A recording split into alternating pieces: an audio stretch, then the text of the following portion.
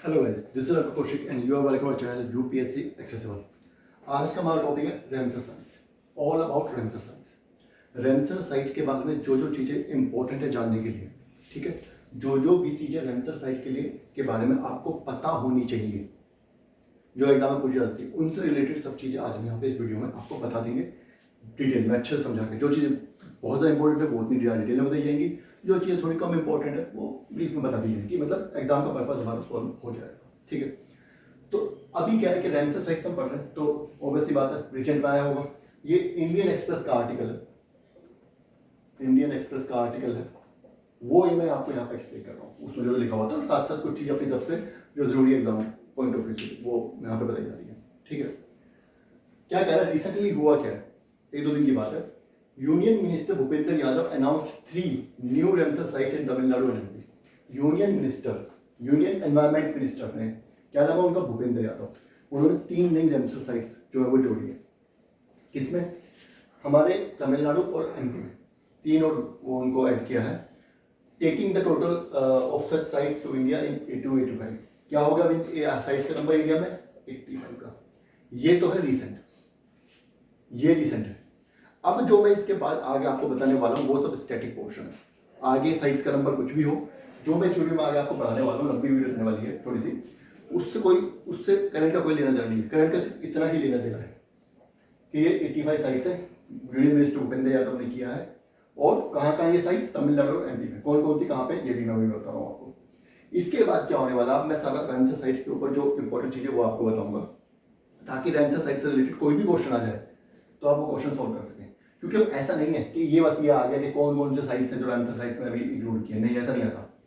ये तो एक मान लीजिए 4 स्टेटमेंट है, 4 में से एक स्टेटमेंट होगी कि यूनियन मिनिस्टर ने कितनी साइट्स अभी ऐड की है रैमसर साइट्स में, है ना, या अनाउंस किए हैं, एक रैंड हो गया। अब बाकी जो 3 जो लाइनें होंगी, बाकी जो 3 स्टेटमेंट होंगे क्वेश्चन में, वो स्टैटिक से रिलेटेड होती हैं। वेटलैंड्स क्या है, रैमसर साइट्स क्या है, क्यों रैमसर साइट्स को रैमसर साइट्स बोला जाता है, यही सब चीजें है ना। तो पहले देखते हैं कि ये 3 साइट्स कौन कौन सी हैं, ये भी देख लेते हैं। सबसे पहले नंजारायण बर्ड सेंचुरी है, ये हमारी तमिलनाडु में है। दूसरी केडुवेली बर्ड सेंचुरी है, ये भी तमिलनाडु में, ये दोनों तमिलनाडु में है, ठीक है। तीसरी क्या है, तवा रिजर्वायर, ये तो आपको नाम से पता चल गया होगा, तवा रिजर्वायर, ये हमारा एमपी में है, ये भी आपको याद रहेगा, ठीक है। अब ये क्या कह रहा है, यहाँ तक क्लियर हो गया, करंट का सारा क्लियर हो गया। अब आ जाते हैं स्टैटिक वाले पोर्शन पे। Ramsar sites are known as wetlands. Ramsar sites, इतना हल्ला मचा रहता है, रैमसर साइट्स आखिर होती क्या है। रैमसर साइट्स वेटलैंड्स होती हैं ऑफ इंटरनेशनल इंपॉर्टेंस, जो कि इंटरनेशनल लेवल पर पूरी दुनिया के लिए इंपॉर्टेंट है। उनकी इंपॉर्टेंस इतनी ज्यादा है कि अगर उनके ऊपर कोई इम्पैक्ट पड़ा, अगर वो श्रिंक हुई, अगर वो खत्म हो गई, तो उसका असर पूरी दुनिया में देखा जा सकता है। मैं इसका एग्जांपल देता हूँ, जो हमारे ब्राजील के अमेजोन के जो हमारे जंगल हैं, उनको लंग्स ऑफ द अर्थ कहा जाता है। वो 40% ऑक्सीजन हमें देते हैं दुनिया की। अगर उनको आज की डेट में काट दिया जाए तो there will be no oxygen, there will be no oxygen तो नहीं, there will be oxygen deficiency, oxygen की कमी हो जाएगी पूरे एनवायरमेंट में। तो एक इकोसिस्टम से बहुत फर्क पड़ता है एनवायरमेंट में। अगर इन वेटलैंड्स को कुछ हुआ, इन वेटलैंड्स पे इतनी सारी स्पीशीज डिपेंड करती हैं, इतना ज़्यादा ये एनवायरमेंट में कंट्रीब्यूट करती है पॉजिटिव वे, कैसे करती है वो भी हम पढ़ेंगे, ठीक है। कि ये इंटरनेशनल इंपॉर्टेंस है। ऐसा नहीं है कि इंडिया में कोई साइट है तो अमेरिका सो रहा है, कह रहे जाने तक, अपने को क्या आइडिया कि वो नहीं, उसका एनवायरमेंटल इम्पैक्ट पूरी दुनिया पे पड़ेगा अगर उस साइट में कुछ हुआ। अब उल्टा भी है, अगर अमेरिका में कोई साइट है उस पर कुछ हुआ तो उसका इम्पैक्ट इंडिया में ही पड़ेगा। तो इस तरह की जो साइट्स हैं रैमसर साइट्स, जो कि बेसिकली वेटलैंड्स हैं, वेटलैंड्स हैं, वो इंटरनेशनली इंपॉर्टेंट है। क्यों है, are vitally important for the ecosystem, वो इकोसिस्टम के लिए बहुत ही क्रूशियल है, बहुत ज्यादा इंपॉर्टेंट है, ठीक है। इन 2 लाइनों में, इनफैक्ट एक ही लाइन में आपको 3 क्वेश्चन मिल गए। क्या रैमसर साइट्स होती क्या है, बल्कि 4 क्वेश्चन मिल गए। पहला तो रैमसर साइट्स क्या होती है, इनका नाम रैमसर साइट्स क्यों पड़ा, कुछ तो बैकग्राउंड भी होगा इसका। अगर ये आइडेंटिफाई कर रहे हैं तो कोई ना कोई एक एग्रीमेंट हुआ होगा इनका, कोई ऑर्गेनाइजेशन होगी जो सबको देखती होगी। आइडेंटिफाई कौन कर रहा है, कोई तो कर रहा होगा ना, है ना। तो ये एक क्वेश्चन तो ये मिल गया, 2, ठीक है। 2 क्वेश्चन रैमसर साइट से रिलेटेड मिल गए। नाम रैमसर साइट क्यों पड़ा, ठीक है। तीसरा, चलो ठीक है, मान लिया रैमसर साइट्स वेटलैंड्स होती हैं। अब वेटलैंड्स क्या है, ये भी तो बता दो जरा कि वेटलैंड्स किसको बोलते हैं, ये भी आपको पता, इसकी डेफिनेशन आपको अच्छे से पता होनी चाहिए। उसके बाद तीसरा कि they are vitally important for ecosystem. हम कैसे मान लें, कैसे बताओ हमें, कैसे इंपॉर्टेंट है, क्या कर रहे हैं, क्या फायदा हो रहा है इनसे इकोसिस्टम को या एनवायरमेंट को। तो यही सब चीजें हम अब पढ़ने वाले हैं आगे वीडियो में। ये आपको मैंने इंट्रो दे दिया, अब वीडियो में आगे बढ़ते हैं, रैमसर साइट्स के बारे में सब कुछ हम जान लेंगे।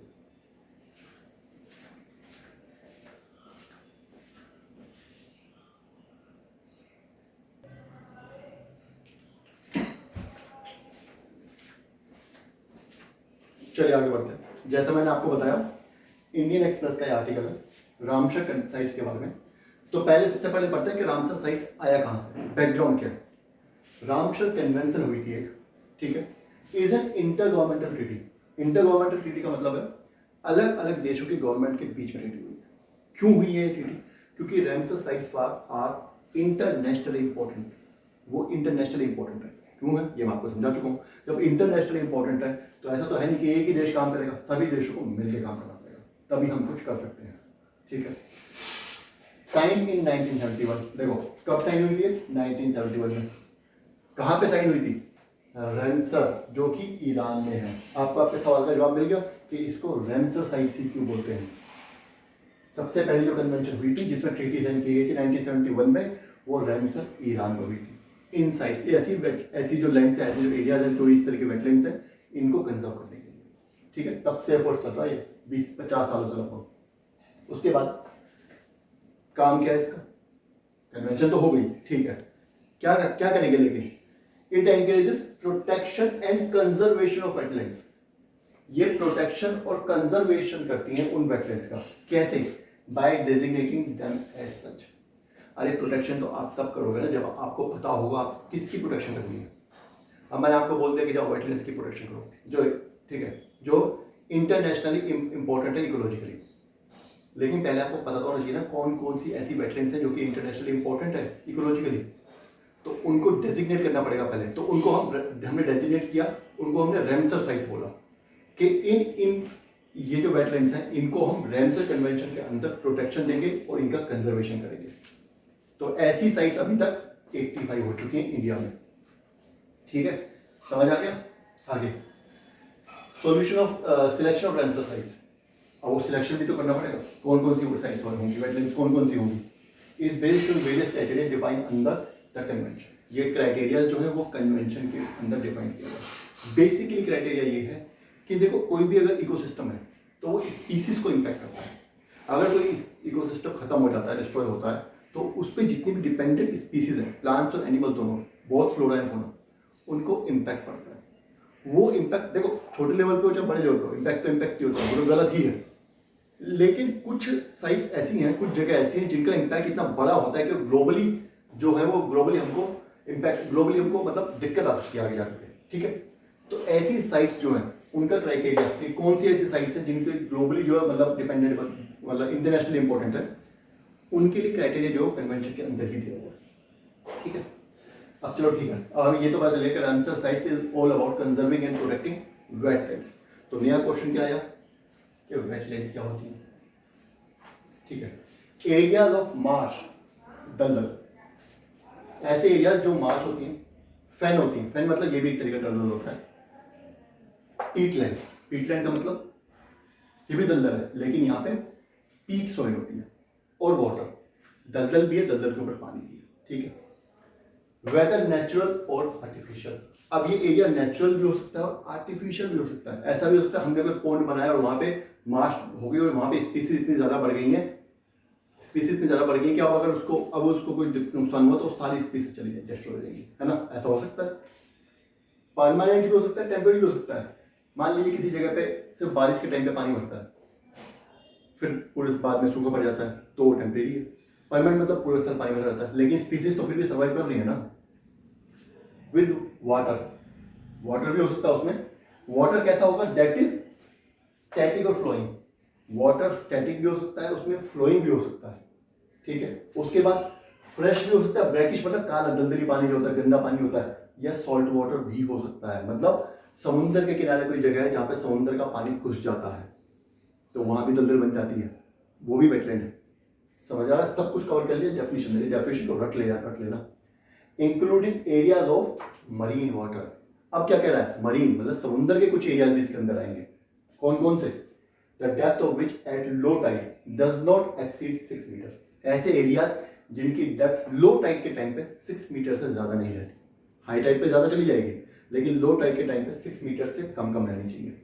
ऐसे एरियाज जो है वेटलैंड्स में काउंट होते हैं। ठीक है, ऐसे एरियाज को हम वेटलैंड कंसिडर करते हैं। ज़्यादा समझ आ गया? अब इनके एग्जाम्पल्स क्या क्या है?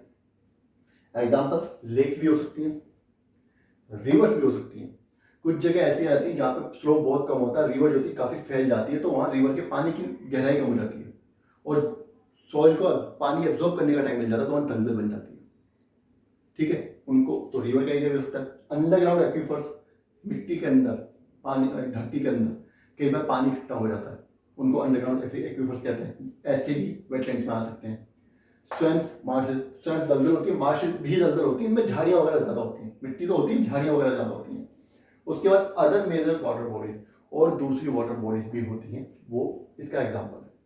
ठीक है, तो दो चीज़ कवर हो गई, रामसर साइट्स के बारे में, रामसर कन्वेंशन के बारे में। रामसर साइट्स कहाँ से आया नाम, क्यों है, क्या है इसकी सिग्निफिकेंस हो गया।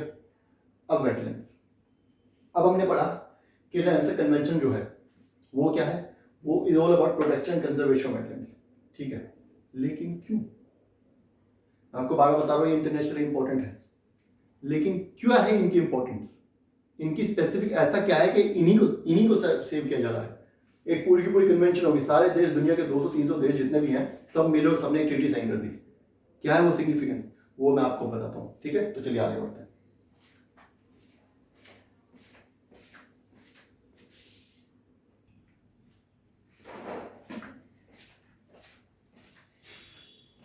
चलिए अब आ जाते हैं हम वेटलैंड्स की सिग्निफिकेंस पे क्या क्या है।